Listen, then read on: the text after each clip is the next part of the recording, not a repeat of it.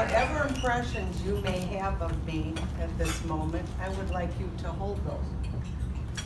And I'm going to tell you my story. So I was born in Kalamazoo, Michigan, and I moved to Chicago when I was about 10 years old.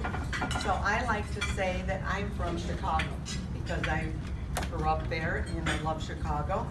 I grew up on the near north side called Bucktown. You probably all have heard of that. My stepfather was abusive and he was an alcoholic. He was a carpenter and he made really good money in those days. However, every Friday he was at the bar buying drinks for everybody. Everybody loved George as he was buying drinks for him while his 3 little kids were at home, basically with nothing. My mother worked nights at a factory, minimum wage job I might add, and I won't be ever so grateful for her because what little we had because of my mother and her little minimum wage job. When I was about 16 years old, due to family circumstances, I had to drop out of high school, you can imagine. And when I was 20, although I was a really good kid, but when I was 20, I found myself high school dropout, single parent, on welfare, not a dime to my name. Things were really tough back then, during those times. I say it was bleak. One day, I remember specifically when my son was about 3 months old, I was literally walking down the street and I said to myself, I am going to make a better life for my son. He is not going to grow up like I did. How am I going to do this? Didn't have a clue. What was I going to do? I went, Denise, didn't have a clue. But I knew I was going to do it. Fortunately, there was a youth organization in my neighborhood that I knew nothing about called BUILD, and it stands for Broader Urban Involvement Leadership Development. They had a GED program. So I signed up for the GED program, got my GED. Next thing I know, they're talking to me about college. And I will tell you, literally, I was freaked out. I'm like, what are they doing? What are they trying to do to me? No one in our circle went to college. No one talked about it. The name was not even in our thought process. But I thought I'd take a chance. And I did. I attended Northeastern. So a few years later, I got married, had 2 more children, and I got into the promotional product industry 32 years ago. So I have been an entrepreneur for 32 years. Turns age.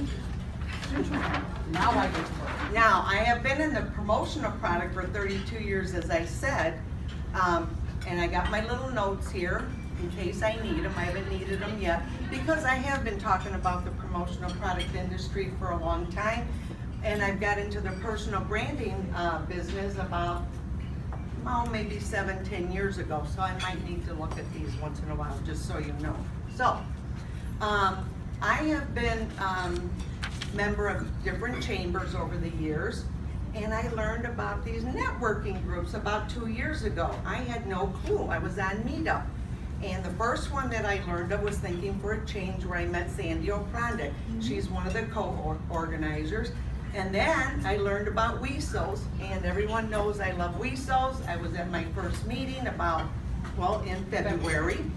And before I left, I whipped out my credit card and I signed up, got my badge, and hey, I love WESOS. So, special place in my heart.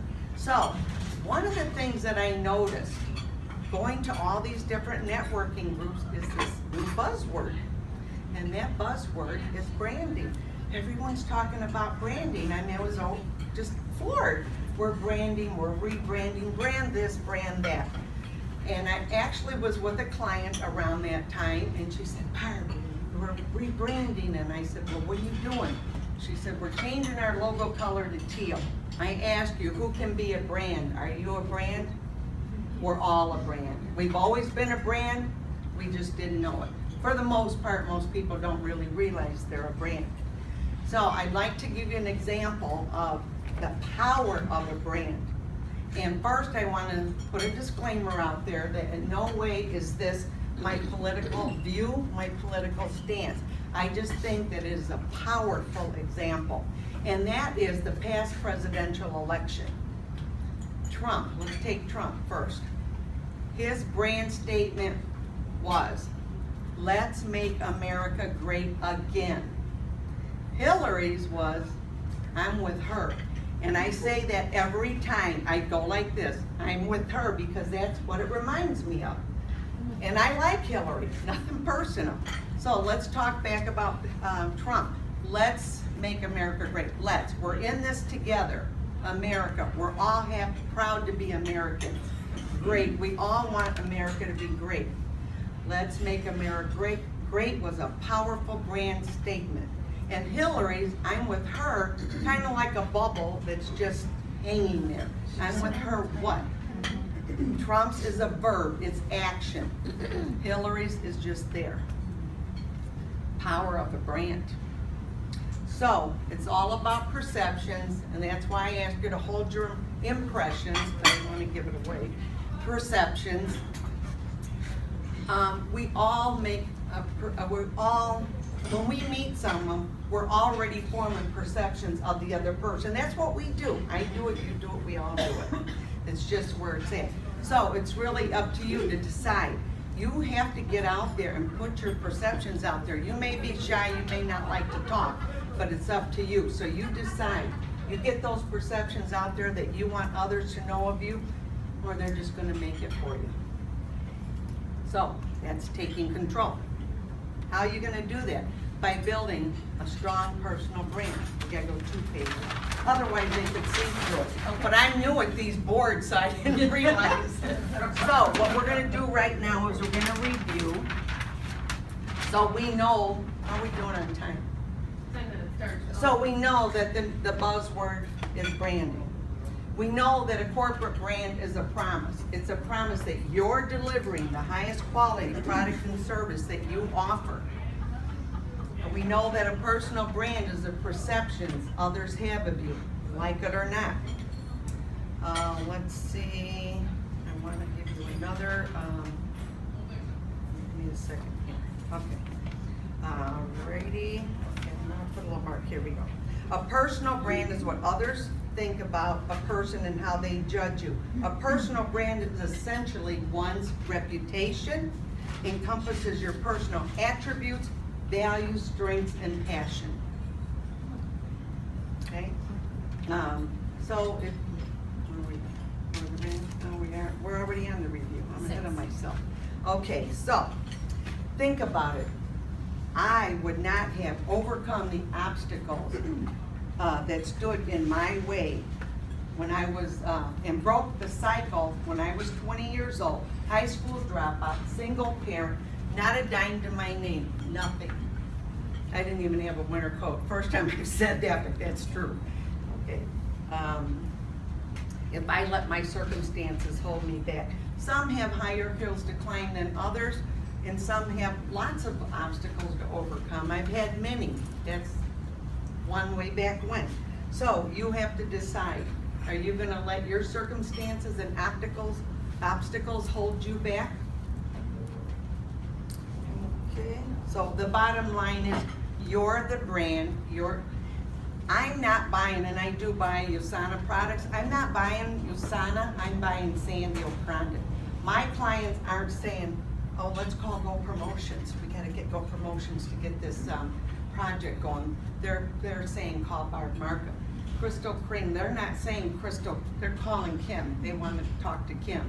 You're the company. Okay? Bottom line. So, how are you gonna do this? By developing a strong personal brand? I'm not gonna fool you. It's gonna take a lot of work. You may not realize this, but building a strong personal brand takes work, and with a distinctive plan, and here's the 4 basic steps in building a brand. Usually I'm on the other side, but it's self-discovery. I've got some more notes here for you, so I'll go over each one. Self-discovery. One has to take personal stock of their personal attributes and characteristics, negative and positive. You can't change what you don't acknowledge. Stealing that from Dr. Phil, but and I love that. I always say it. You know, if you're late all the time, you got to change that. You know what I mean? You've got to be honest with yourself. 2, create your brand. One has to figure out what they're best at. What do you excel in? What's going to set you apart from your competition? Speaking of competition, that's the #1 reason you need to build a brand, which I didn't say. There's a lot of financial people, a lot of promotional people, skincare people, attorneys, and on and on. What sets you apart from others? Why are they going to do business with you over another? That's what you have to ask yourself. What do you excel in? What sets you apart? #3, communicating your brand. There's various ways. Talk to Mary Wu, social media, attending networking groups like this. That's what we're doing here today.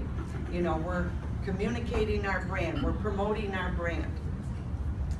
Maintaining your brand. How are you going to do that? You're going to do that by being authentic. When? Always. Be consistent, continue networking, honing one's skills. Like with me, I've been in this business for 32 years in the promotional business. I still go to trade shows. You gotta keep up on things, classes. Do what you say you're gonna do. And I love this, and I follow this. I've always done, do the right thing because it's the right thing to do. So we all have the opportunity to achieve whatever we want.